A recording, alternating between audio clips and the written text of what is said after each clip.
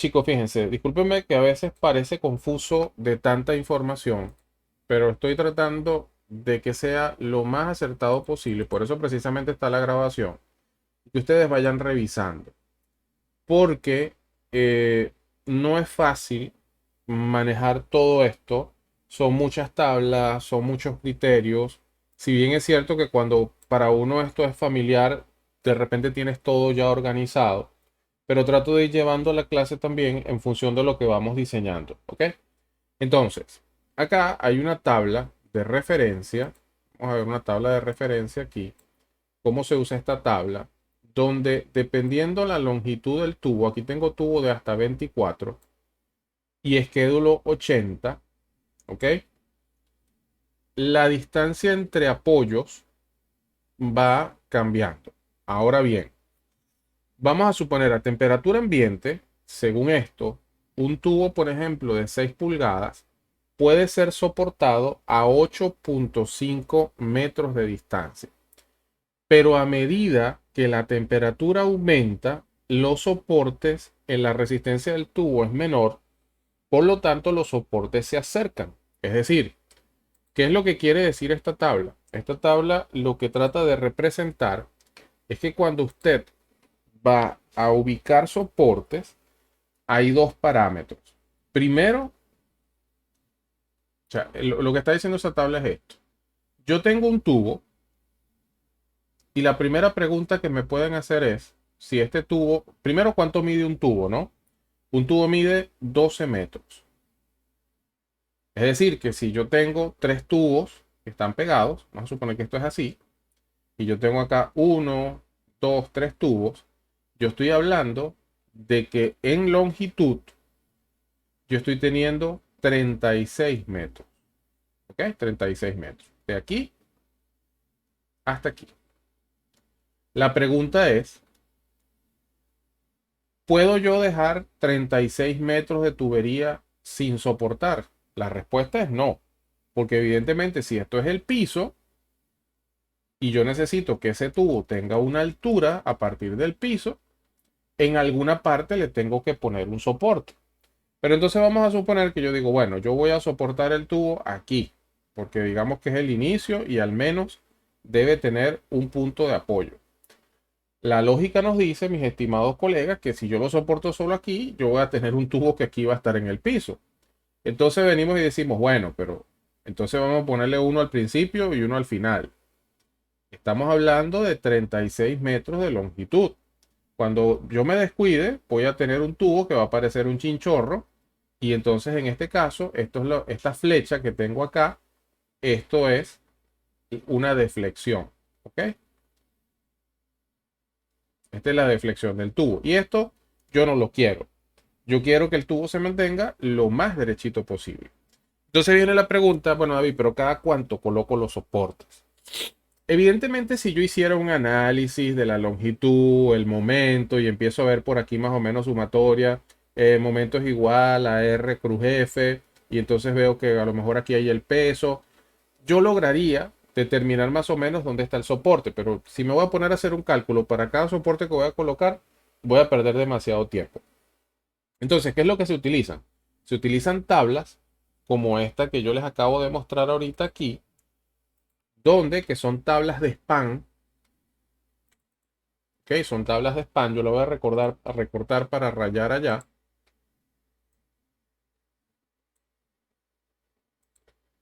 Y esas tablas de span nos sirven a nosotros porque si voy a dibujar, vamos otra vez con el caso del tubo, ¿no? Vamos a suponer que es el tubo, tenemos 36 metros, el mismo que teníamos hace un ratito. Vamos a suponer que lo soporté aquí, ¿ok? Y que lo soporté aquí a una distancia, no sé, de 500. Y entonces viene la pregunta, ¿dónde coloco el resto de los soportes? Si este tubo, ahora viene lo otro, ¿no? ¿Cuál es el diámetro del tubo? A medida que el tubo es más grande, también es más robusto. A medida que su diámetro es mayor, el tubo es más robusto.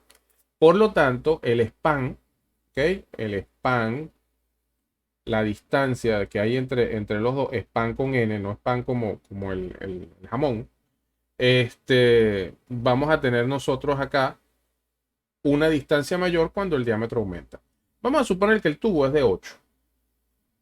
Vamos a suponer que ese tubo, o vamos a suponer que ese tubo es de 4, que ya que venimos trabajando con una tubería de 4. Entonces, de diámetro 4, aquí dice que si está a temperatura ambiente, la distancia son 7 metros. Es decir, aquí va el primero, el segundo iría aquí exactamente a una distancia de 7 metros. El otro iría aquí a una distancia de, en este caso, 7 más. ¿Ok? Y ahí llevo 14. Y bueno, y entonces tendría, para llegar a 36 me faltan algunos, ¿no? Pero ya ustedes creo que captaron la idea. Aquí llevo 28 y 7 más para que llegue a 35. O sea, necesito aproximadamente 1, 2, 3, 4, 5 soportes. Dentro del curso, yo comentaba que íbamos a aprender a hacer cómputos métricos. Y una de las cosas que nosotros debemos saber es precisamente porque una de las partidas que típicamente salen son fabricación de soporte. Entonces, si yo tengo una tubería de esta longitud, yo sé que tengo que fabricar al menos 5 soportes.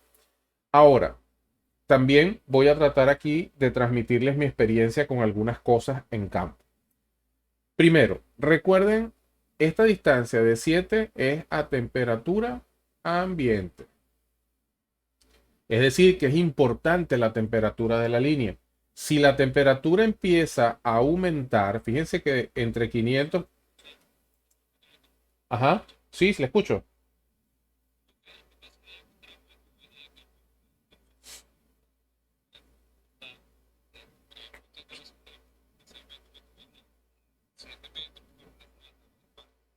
Ujú.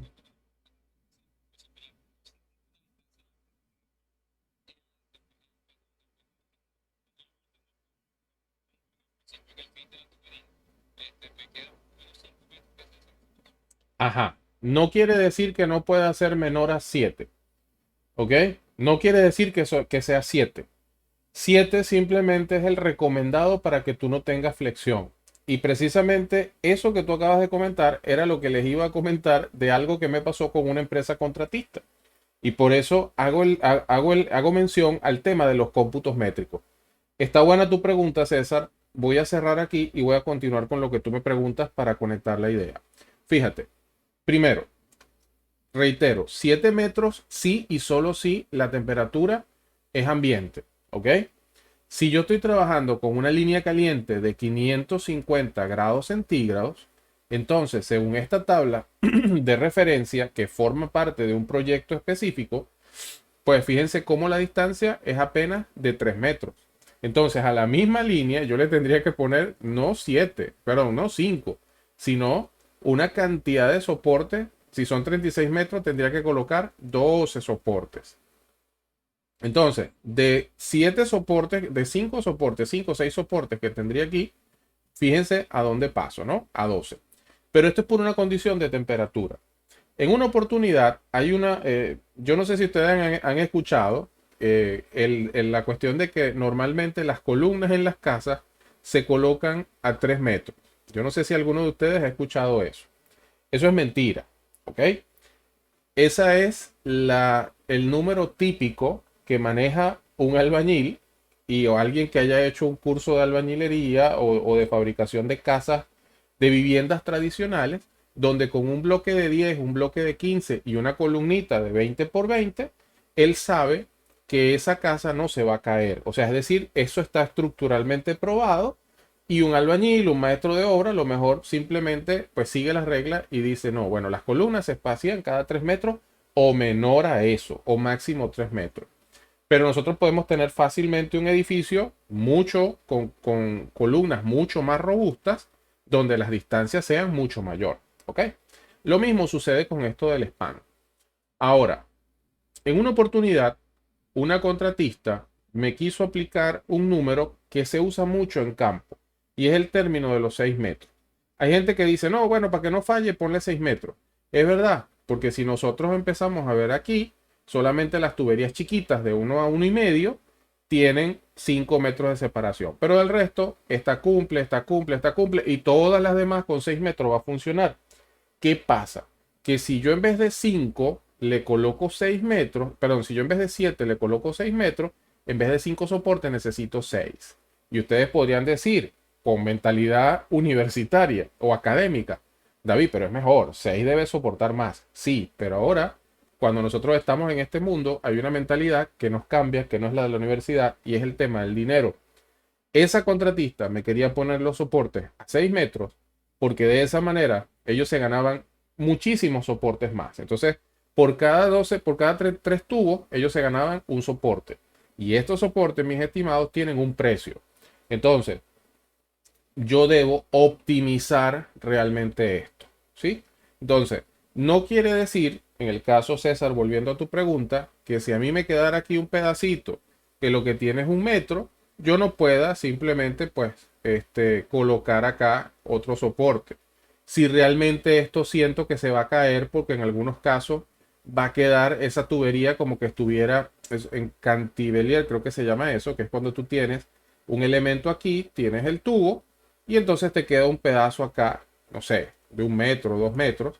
Es algo que normalmente uno no acostumbra a hacer. Porque esto, evidentemente, aquí hay un peso, le va a generar un momento. Entonces, ¿qué es lo que uno hace? Bueno, colócale un soportico aquí para que esto no quede en el aire. Tú sabes que no lo necesita, pero es simplemente como un apoyo para terminar acá. Y a lo mejor esto tiene 1,5, tiene 2 metros, no tiene tanta distancia. Lo que quise decir realmente, a lo mejor no se entendió de esa manera, es que debe ser 7 o menos. ¿Ok? Lo que no debe ser es más. Porque cuando yo le coloco más distancia, ahí sí estoy promoviendo que esto vaya a flectar. Entonces, ¿quedó claro con eso? ¿Vieron por qué es importante saber dónde están los soportes, dónde se van a colocar los soportes? Perfecto. Ajá.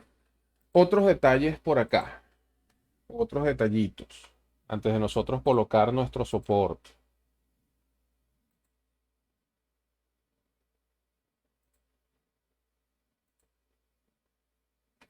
Aquí hay otra tabla, pero esta tabla se las acabo de pasar también. Esta tabla la quiero validar contra algunos libros. Por lo siguiente, ¿no? Quiero validar el center line.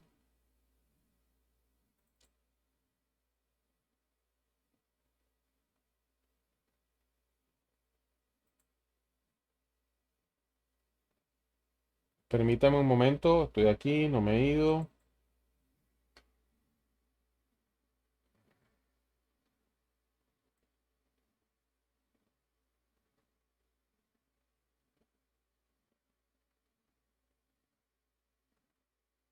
Bueno, no creo que no la tengo en este manual,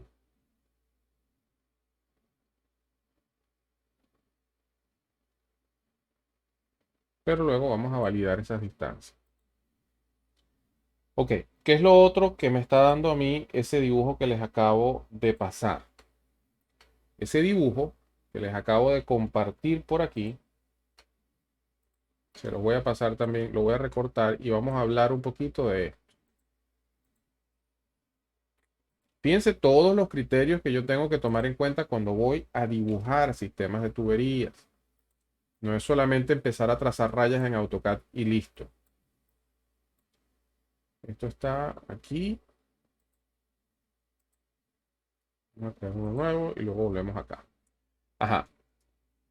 Fíjense que nosotros empezamos el proyecto de hoy con 2 contenedores. Esos contenedores tienen unas válvulas acá, válvulas de bola.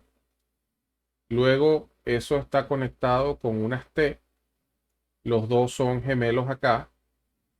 ¿Ok? Estas válvulas aquí son gemelas. Y adicionalmente, pues yo tengo aquí una tubería que se está conectando. Y según el arreglo, yo aquí cierro con una brida. Y me están soportando la tubería exactamente aquí en la mitad. Y ya vamos a ver cómo vamos a colocar este soporte.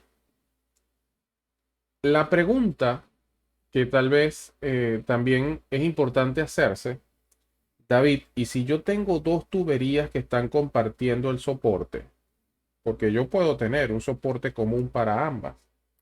¿Cuál es la distancia que deben guardar esas dos tuberías entre sí? Yo les decía hace unos días, si no recuerdo, si mal no recuerdo, que cuando yo tengo una línea, esa línea, porque realmente esto no es una línea, esto es un círculo, ¿ok? Esto cuando están aquí. Y la otra que va al lado también va a tener un círculo si tiene una brida. Entonces, estas bridas no pueden chocar. Yo no puedo tomar la distancia de las tuberías simplemente porque ellas no choquen. Yo tengo que contemplar que en algún momento ellas se hacen más grandes por el hecho de tener aquí una brida. Y que en este punto va a pasar exactamente lo mismo. Esto se abre, queda aquí.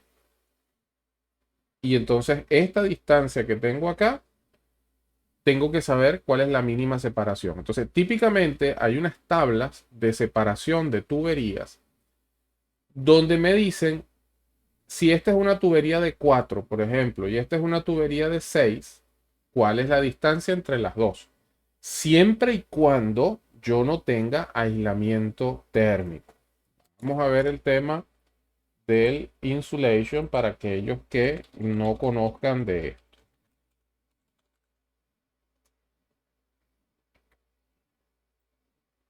Ok, muchachos, fíjense una cosa, ¿no?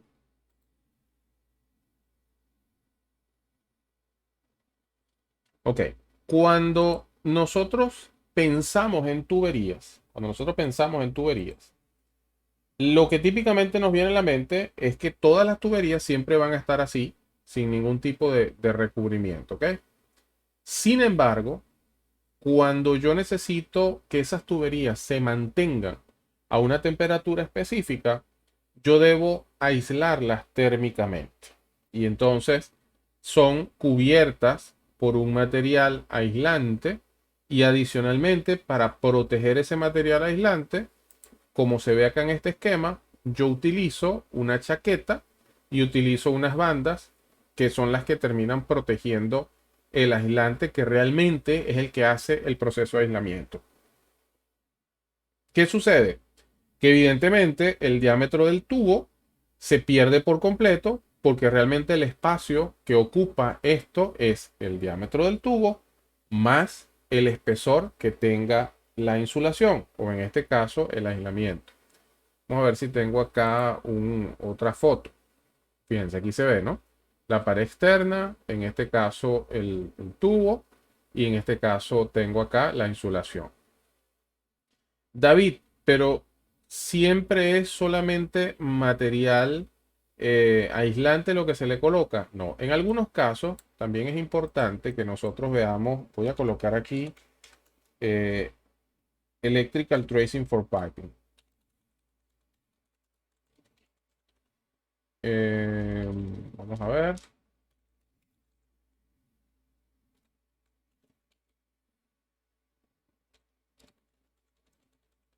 Muchachos, esto que yo estoy haciendo es idénticamente lo que hace todo el mundo cuando no sabe algo, ¿ok? Vamos a Google y buscamos. Ok, fíjense. En este caso, esto es heat tracing. Son cables, son conductores. Y de esta manera yo mantengo la temperatura acá. Fíjense, en algunos casos tendré que cubrirlo, pero lo que tengo acá es calor porque necesito mantener esta tubería caliente. En este caso lo estoy haciendo con electricidad. Pero yo podría tener también algo que se llama steam tracing. El steam tracing es diferente porque el steam tracing, en este caso, vamos a ver.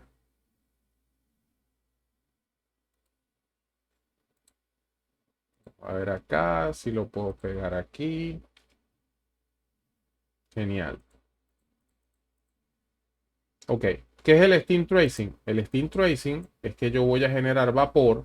Ese vapor va a estar pegado a la tubería principal y adicionalmente esa tubería principal va a estar cubierta con un material aislante para yo preservar la temperatura. Caso, por ejemplo, cuando Yo tengo, por ejemplo, un crudo pesado, un crudo de estos de la faja que no fluye, que parece una cuestión de esta de tapar goteras. eh, y para que eso fluya, yo necesito calentarlo para que empiece a fluir, ¿ok? Me gusta esta foto. Hay algunas cosas interesantes de esta foto. Fíjense que esta foto tiene lo que se conoce como unas trampitas de vapor. El problema cuando tú manejas vapor en las líneas es que el vapor tiende a condensar. Entonces tú quieres vapor en su estado de vapor, pero cada cierto tiempo tú vas a tener que el vapor condensa. Entonces esas trampitas puedes tú drenar de forma que mantengas la línea solamente con vapor. ¿Ok? El caso de las tuberías encamisadas, habría que ver, Karen, en qué contexto lo has visto, ¿no? Hay varios procesos en los cuales yo la tubería la cubro con algunas cosas. Entonces no sé si lo habrás escuchado en este contexto, porque también hablan de la chaqueta del tubo, tuberías enchaquetadas. O sea, puede ser que esto, cuando lo has visto así, lo has visto con chaquetas. Ahora, ¿qué otros casos yo tengo? Tengo steam tracing, tengo electrical tracing. Yo podría tener también, en este caso, voy a ver acá lo que se conoce como, vamos a seguir buscando, ¿no? Mm,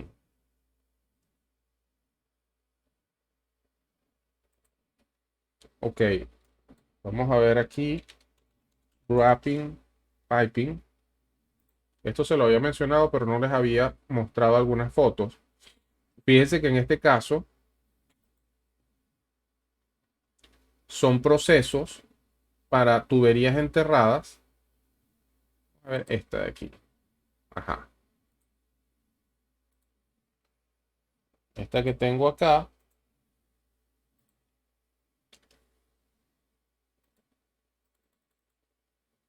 Lo que están haciendo estos señores literalmente es enrollando una cinta irradiada sobre la tubería y de esa manera tú la estás protegiendo, le proteges la pintura cuando está sobre metida dentro de la tierra. Evidentemente, para lo que estamos conversando el día de hoy, esto no afecta mucho porque esta cinta no tiene suficiente espesor como para considerar algo adicional, pero en ese caso, este proceso que normalmente aquí hablan de aplicar cinta poliquen, realmente este proceso de wrapping no es más que enrollarla. Y vale la pena destacar, como nuestro curso es para entender vocabulario de piping, también lo que se conoce como mangas termocontráctiles, ¿ok? Mangas termocontráctiles, que son estas que tengo aquí.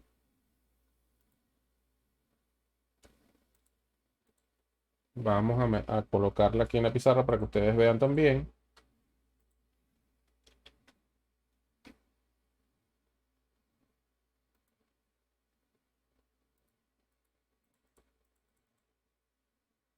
Por alguna razón no se pegó.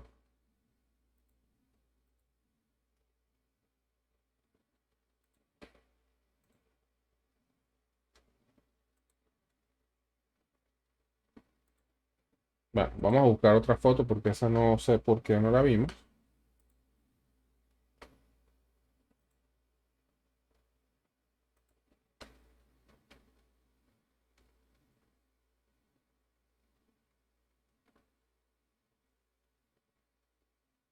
Ok, pero ¿qué es lo que hace una manga termocontráctil? Mientras que encontramos alguna. Las mangas termocontráctiles lo que hacen es, ya vamos a dibujar acá, cuando usted tiene una tubería enterrada, resulta, fíjense, la cosa es así, ¿no? Usted viene con una tubería, la tubería se entierra y esta tubería usted tiene que buscar la manera de protegerle el recubrimiento. En todo caso, sí, el recubrimiento, la pintura o el FBE que tenga. ¿Ok? Adicionalmente, usted la tubería la cubre y es cuando se aplica un proceso de wrapping. Pero en los puntos de soldadura, ahí usted no le aplica ese concepto de wrapping. Entonces, primero que aquí es donde se hace el ensayo no destructivo y muchas veces tú haces el wrapping y esto lo dejas sin cubrir para luego analizar si la soldadura está correcta. Luego, aquí es donde se aplica una protección que se llama manga termocontráctil.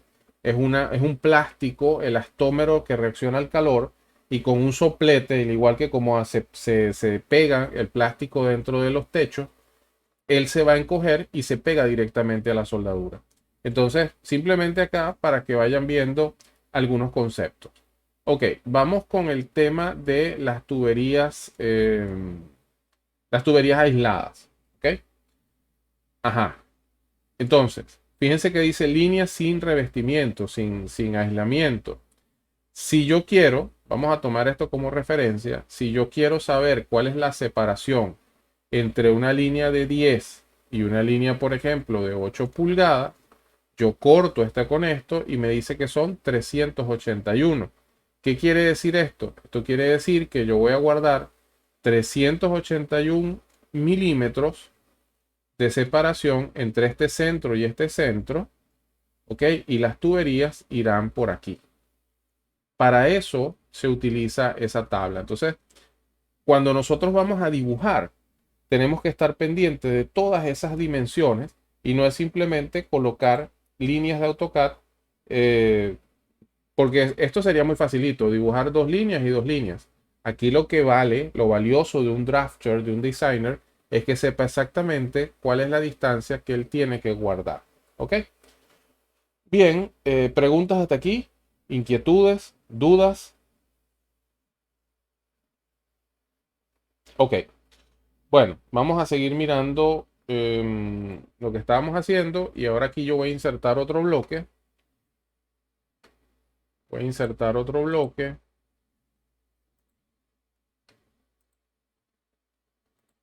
Dentro de la misma carpeta que yo les pasé, hay un bloque que se llama soporte,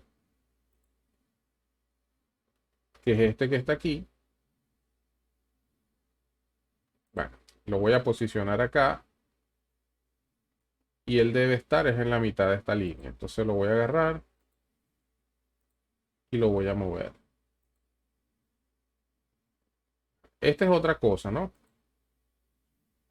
Fíjense.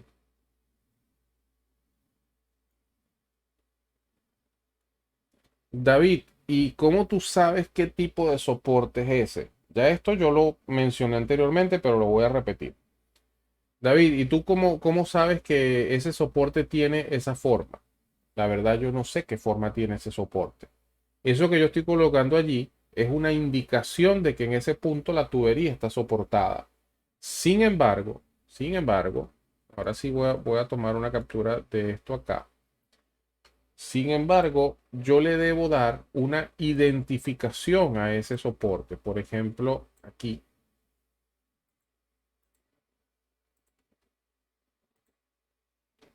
Yo voy a hacer esto. Y en este punto, a lo mejor esto se va a llamar SOP M327. Entonces, hay varias preguntas. David, ¿pero es el soporte 327? Sí, no hay problema. El detalle está en qué forma geométrica tiene el SOP M327.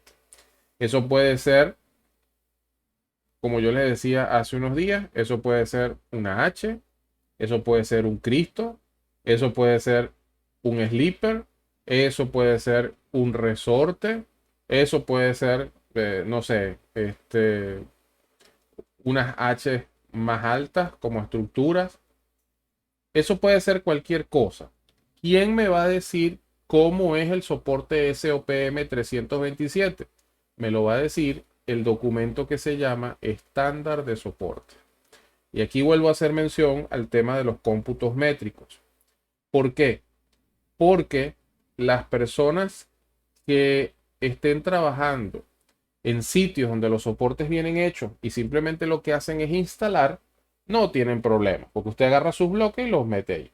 Pero si usted es la persona que está trabajando en la obra completa, a usted le va a tocar contar los soportes y además sacar los cómputos métricos para saber exactamente cuánto material necesita para fabricar un soporte. Es decir, si usted va a fabricar una H, fíjense, si usted va a fabricar una H, a usted le va a tocar saber cuánto tubo tiene de profundidad o de altura esa H. Cuánto aquí, cuánto aquí, cuánto aquí. ¿Ok? Y entonces usted tendrá que decir, bueno, esto es tubería de 4 pulgadas. Esto también es de 4 pulgadas. Y esto también es de 4 pulgadas. Y adicionalmente, esto de aquí a aquí tiene 800 milímetros. Entonces, para yo fabricar un soporte, yo necesito 0.8, 0.8, 1.6 y vamos a suponer que esto es 0.8 también, o esto es demasiado. Vamos a suponer que es 0.3, por decir algún número. Entonces usted necesita 1.6 y 0.3, 1.9 metros de tubería de 4 para fabricar el soporte que va a soportar a lo mejor a una tubería de 4. Entonces, en el cálculo de cómputos métricos, cuando vamos a diseñar estos cómputos acá, yo puede ser que tenga la partida de fabricación de soportes. Entonces, dentro de esa fabricación de soportes, usted se mete en el dibujo, contabiliza. Vamos a suponer que es el ejercicio de ahorita, ¿no? Nosotros teníamos 36 metros. En 36 metros se suponía que teníamos 6 soportes o 5 soportes. Y entonces usted tendrá que calcular el material para fabricar 6 soportes y decirle a su jefe, mira, son tantos kilogramos de estructura que yo necesito que se van a cobrar acá para hacer esos soportes. Esto se ve, muchachos. Yo estoy tratando de que no solo sea dibujo, sino que ustedes vean también cada cosita que se va mostrando dentro del dibujo, cómo yo tengo que ser capaz de sacar la información, porque al final esto es un tema de dinero. Y lo otro que quería hacerles mención también, pues es que si no lo recuerdan, ya yo le pasé yo les pasé a ustedes esto, si mi memoria no falla, pero simplemente para que lo recuerden. El estándar de soporte o el típico de soporte era algo como esto, donde si usted quiere saber cómo es un soporte, usted pide este documento, por ejemplo este, y le dice exactamente cómo es el soporte. O sea, en el plano no espere que le van a dar a usted los detalles del soporte. En el plano le van a decir el código del soporte. Por ejemplo, este se llama soporte tipo T en tubería, de 4000 hasta 1500. Ajá, ¿y cómo se fabrica? Bueno, se fabrica con una fundación así. Se fabrica con una zapata que tiene unas cartelas. Se fabrica soldado, ¿ok? Acá tiene soldadura completa aquí, soldadura por ambos lados. Tiene un diámetro de tanto. Aquí también tiene soldadura en filete. O sea, les están dando todas las características que tiene ese soporte y adicionalmente, dependiendo el diámetro que va a soportar, vamos a suponer que es nuestro dibujo, que es de 4. Entonces, si yo quisiera soportar mi tubo, que es de 4 pulgadas y que es de esquédulo 40, adicionalmente, dependiendo la altura que yo quiera, porque fíjense que en este caso, esto está entre altura máxima 4000 milímetros y ancho 1500. Simplemente pues yo selecciono uno de estos en función de las dimensiones y me dice cuáles son las dimensiones A, la dimensión B, la carga máxima recomendada. Entonces, bueno, aquí está la dimensión A, la dimensión B y yo entonces voy a colocar aquí este soporte. Se entiende un poco mejor la función de un documento estándar de soportes dentro del proyecto. O sea, nosotros es difícil, yo no puedo, no sé en qué trabaja cada uno de ustedes, pero yo he estado desde la empresa donde me entregan los soportes listos hasta las empresas donde me toca fabricar el soporte desde cero. Y nos toca contar uno por uno todo el material que tenemos los soportes. Entonces, en los cómputos métricos y en los análisis de precio unitario, nos toca sacar exactamente la fabricación de la tubería más la fabricación de los soportes. Hago mucho énfasis aquí porque esto es bastante común y es importante saber cómo extraigo la información como tal de los planos. Ok, nuestro dibujo llegó hasta aquí. el día de hoy, nuestro dibujo llegó hasta aquí. Y antes de cerrar, yo quiero también hacer una acotación. Porque si alguno de ustedes empieza a dibujar y después le da a crear PDF o de repente yo les envío a ustedes este archivo, les va a llegar la tubería roja sola. Y la pregunta es, David, pero si yo te estoy viendo que estás dibujando varias cosas sobre otras cosas. Y yo, claro, porque todo lo demás, lo azul, estos ductos y todo esto, eso es un fantasma que está allí. Eso es un archivo temporal que no está unido al dibujo. Él simplemente está puesto allí para que yo pueda dibujar. Si yo quiero que ese dibujo se convierta, que esos fantasmas formen parte del dibujo, entonces yo necesito usar un comando que se llama bin. ¿Ok? Ese comando es el que combina las referencias externas con el dibujo que yo hice. Y aquí es donde ustedes van a escuchar que los proyectistas dicen, tengo que bindear los planos. O pueden escuchar expresiones como esos planos no están bindeados todavía. ¿Ok? El bindear es fusionar las capas que tiene el dibujo y de esa manera nosotros entonces tenemos un plano en el cual se ve todo lo que yo dibujé. ¿Ok? Por el día de hoy voy a hacer una pausa. ¿Existen dudas? ¿Existen preguntas? ¿Qué tal les pareció la clase de hoy? A lo mejor fue un poco dispersa en conocimiento, pero traté también de que lo que íbamos a dibujar, que eran apenas dos valvulitas y un codito, oye, sacarle provecho. No es dibujar, porque cursos de AutoCAD hay muchísimos en YouTube, sino sacarle provecho realmente a los conceptos, saber qué es lo que se está dibujando. ¿Ok? Bueno, los voy a dejar por el día de hoy. Voy a parar aquí la grabación y voy a